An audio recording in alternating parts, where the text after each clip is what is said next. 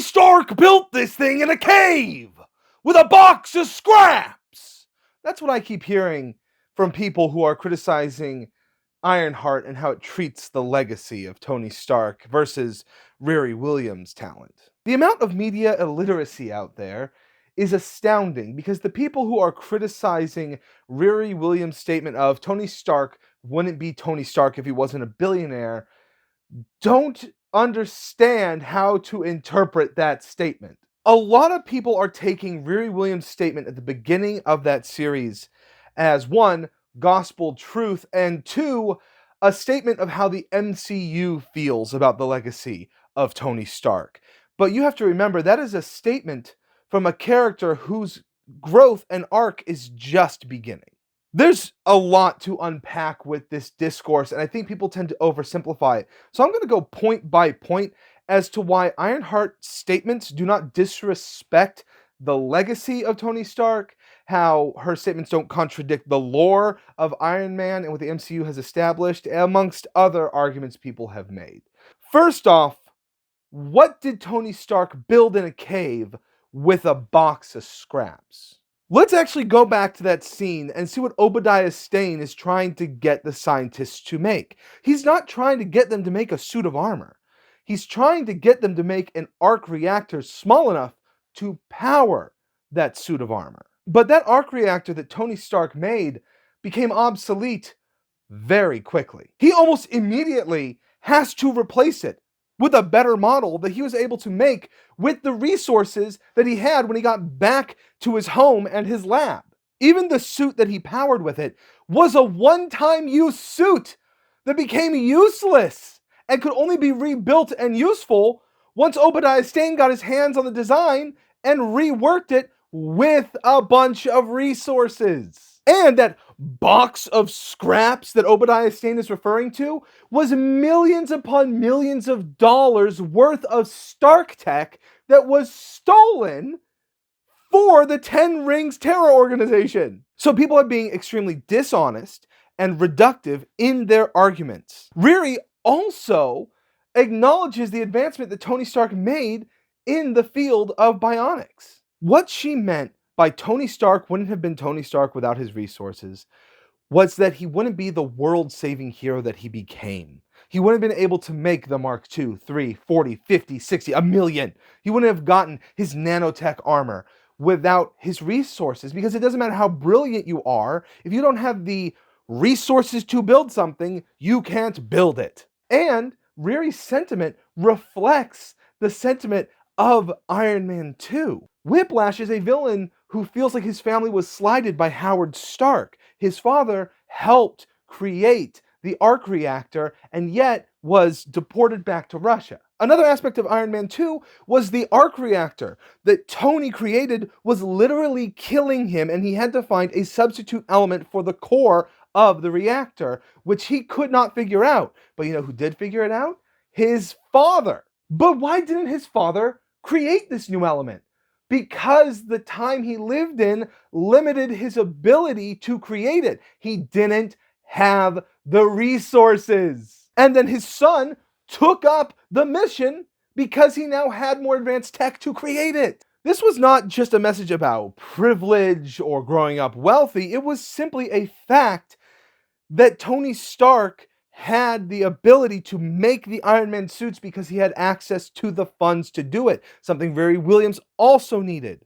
I don't think the criticism of the show is fair because Riri learns a lot in those 6 episodes. She is arrogant, she is prideful, and her own pride gets her kicked out of MIT. It's not because of oppression or because her teachers are too scared of what she can become. It's because she refuses to play their game. And then what happens? She joins a criminal organization to get the money. It leads to her causing the death of someone that ends up really messing with her. There's that thing that, I wasn't expecting Iron Man's replacement to kill someone in cold blood. She didn't kill him in cold blood. He tried to murder her first, and she just left him to die to save her own skin because it was either him or her. Anyone else would have made that decision. How many people did Tony Stark kill from Iron Man 1, where he goes and kills insurgents, Iron Man 2, where he kills Whiplash? even though, yes, I know it's a self-destruct, but he lets Whiplash die in Iron Man 3, where he invades a compound of people, killing them while he does it. Oh, and speaking of Iron Man 3, that's another movie that people like to bring up about Tony Stark being able to be Tony Stark without his billions. He doesn't use his suit when going to the Mandarin's compound, but he's also not going up against supervillains yet. He needs his suits, dozens of them, to go up against the supervillains in the climax of the movie. Iron Man needs his billions of dollars to be Iron Man. That is proven time and again, and just because he is a genius who can survive against people with guns without $1 billion doesn't mean he can change the world without those billions of dollars. I actually think that Ironheart was a really good message about rising above your station, but also taking personal accountability. When she said that the people at the school were trying to make her small, to keep her in a box, the school administrator, who was also a black woman, said, "You know that's a bunch of garbage. No one's trying to make you small." And then the villain of the series reflects that sentiment by saying, "We're not going to let anyone make us small." And then you find out the villain is a rich trust fund kid. The villain was someone who was given everything in life and could have inherited an empire, but that wasn't enough for him. His struggle with greed and pride reflects Riri Williams' struggle. And it is not until she braces the people around her and her family and her support system that she's able to rise above her own arrogance and pride and take the reins of her life and take accountability for her life that she is able to defeat the bad guy.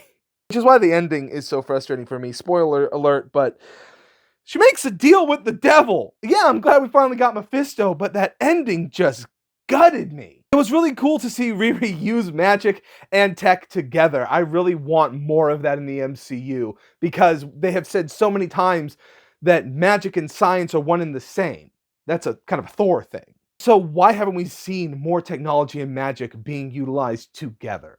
All in all, I think that the discourse around this show has been unproductive, has been in bad faith, and a lot of people aren't willing to have an honest conversation. They're just having a knee-jerk reaction saying, "Oh, it's woke! It's bad! Oh!" No. Just because the lead character is a minority and a woman doesn't mean that's the only thing the show has going for it. I understand why there's a knee-jerk reaction sometimes, because there have been movies where studios have used people of color and women as these token groups to just throw them in a movie and then not do anything with their characters, giving it the bare minimum effort. And I think that is what frustrates some people. Some people, yeah, they're just racist. But I think most people who are upset with wokeness in movies are not people who are just scared of diversity or people that don't look or act like them. I think they've seen how studios have used these different people groups as a way to say, look at us being progressive and diverse, but then not giving those people groups good stories. They put in the bare minimum effort to create something worth watching. I have seen creators from these communities with this exact same complaint. What is the point of representation if that representation is, one, poorly executed, and two, not given anything outstanding to enjoy? I kind of find myself in the middle of this discourse. I really loved the Ironheart show, even if the ending did fall flat. I like seeing diversity in film, but I also want to see those different groups represented in stories that are well made. And that is how you have a good faith debate. When it comes to most discourses, they're not black and white, they're a spectrum.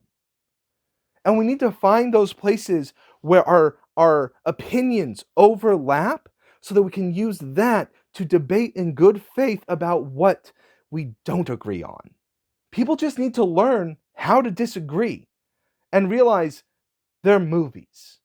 What does it matter? Why are we getting so bent out of shape about fictional characters, about things that don't exist, things that aren't impacting our real world? What matters more is how we treat each other in the real world, outside of the movie theater, off of the screens, out of the internet. And that is why I hate getting into debates like this, because people don't know how to trust in the decency of your fellow man and have a debate when you know you disagree. We should assume the best of other people. If we are all assuming the best of others when we have these debates, then we can actually have productive conversation. But if we're assuming the other person is a sexist, a racist, a bigot, a lefty, a woke person, you know, that's all they're going to be to us. Instead, we should focus on the fact that we are all human. We're all created in the image of God. And at the end of the day, they're movies, they're TV shows, they're video games. Let's just chill out and talk to each other like people.